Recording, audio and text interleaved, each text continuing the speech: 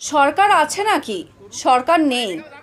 ঘাটাল মহকুমার বন্যা পরিস্থিতি পরিদর্শনে এসে দাসপুর থানার অন্তর্গত কুমারচকে এই কথা বলেন রাজ্যের বিরোধী দলনেতা শুভেন্দু অধিকারী। সরকার নেই, মারা গেছে। একটা অঞ্চলে 100টা তারপলিন, এক একটা গ্রামে 100টা তারপলিন লাগে, আর আমি আজকে 800,000 তারপলিন দিয়ে গেলাম ব্যক্তিগত। কুমারচকে পরপর বেশ কয়েকটি বাড়ি বন্যার ফলে বসে গিয়েছে।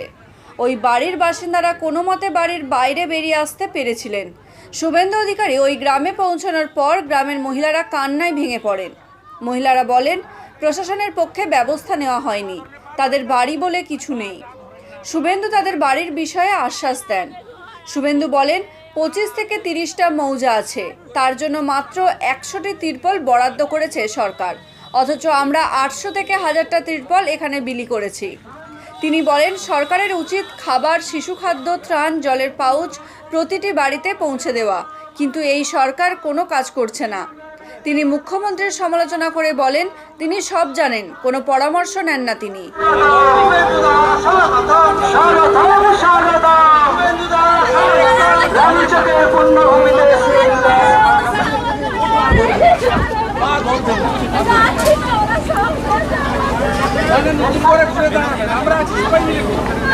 সরকার তো নেই, মারা গেছে, সরকার করবে না, আমরা করবো, আমাদের সবাই মিলে আচ্ছা বাবু সরকারি সরকার করতে পারবে না, আমরা করবো। অনেক দানশীল লোকজন আছে, আমি বলবো মিস্ত্রি ডেকে আগে বাজেট করবো,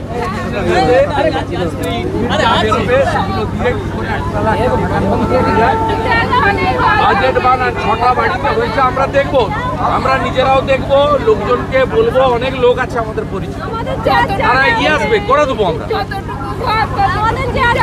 আরে আমি আপনাকে বলছি, আপনি মিস্ত্রি ডেকে বলুন, কেন্দ্রে সমাধান হবে না।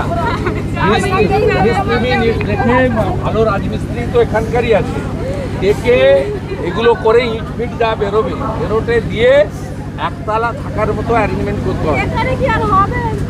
আরে ইটগুলো তো পাবে, পরিষ্কার করতে হবে তো।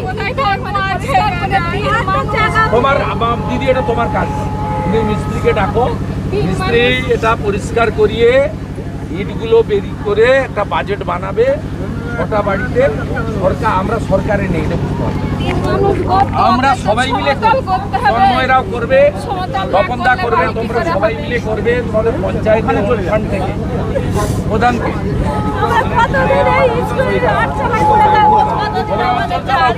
তোমরা অঞ্চলের ওন ফান্ড থেকে আসো, তোমরা অঞ্চলের ওন ফান্ড থেকেও দাঁড়ান না। এখন রাখতে হবে, কোথাও না থাকতে পারলে আমি নিয়ে চলে যাবো, কোথাও থাকা তো রেখে রাখবো। রাখতে পারছো না তোমরা? থাকতে হবে কদিন থাকতে হবে, এটা তো সময় লাগবে, ইঁটগুলো সরাতে হবে, সেখানে জিসিপি মেশিন দিয়ে ভেঙে এটাকে পরিষ্কার করতে হবে, করার পরে থাকার মতো একতলা বাসস্থানের বাজেট তৈরি করতে হবে। তৈরি করার পরে কিছু ইট এখানে বেরাবে, সেগুলো কাজে লাগবে, বাকি এরা পঞ্চায়েত থেকে ওন ফান্ড থেকে দেবে, আমরা নিজেরা দেব, আমরা সংগ্রহ করে দেবো। সরকার আছে নাকি? যারা তৃণমূলকে ভোট দেয় তাদেরকে ধরো গিয়ে বাড়ি। সরকার আছে নাকি? 13.5 বছর ধরে একটা সরকার চলছে, লজ্জা লাগে না? ঘাটালে 70 টাকার প্যাকেট দিচ্ছে, আমি আসছি বলে পুলিশকে দিয়ে, তাও তোলা রাস্তায় তোলার টাকা, পিড়া আর দূর। সরকারের পক্ষ থেকে, অর্থাৎ প্রশাসন, সরকার মানে কোনো দলের নয়, সরকারের পক্ষ থেকে যা যা ব্যবস্থা নেওয়া দরকার ছিল তারা কিন্তু কোনো ব্যবস্থা নেয়।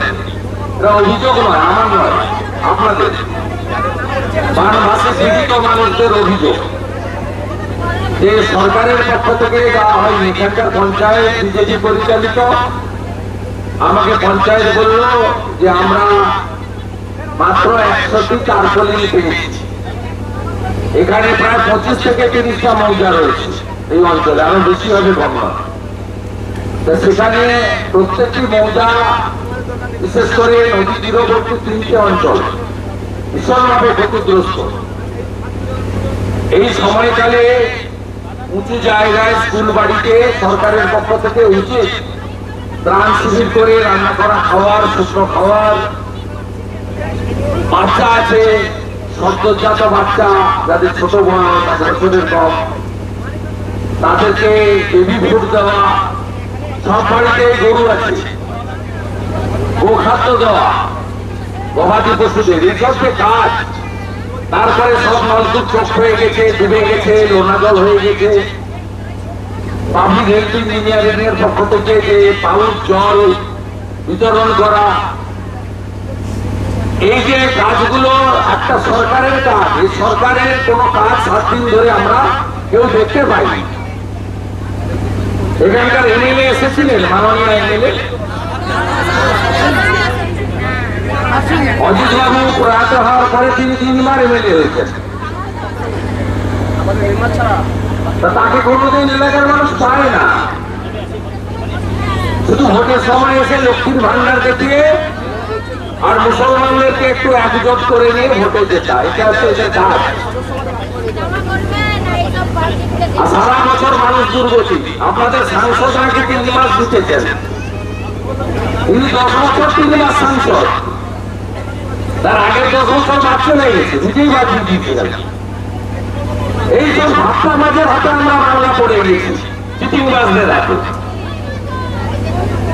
তাই আপনারা দুর্দশায় আছেন। আজকে রাজনীতির বিষয় নয়, বিরোধী দলনেতার কাজ হচ্ছে সরকারের বিরুদ্ধে ভুল ত্রুটি ধরিয়ে দেওয়া, ভালো পরামর্শ দেওয়া। পরামর্শ তো ইনি নেন না, কারণ যিনি মুখ্যমন্ত্রী আছেন তিনি সব জানেন, আঁকতেও জানেন, গাইতেও জানেন, বই লিখতেও জানেন।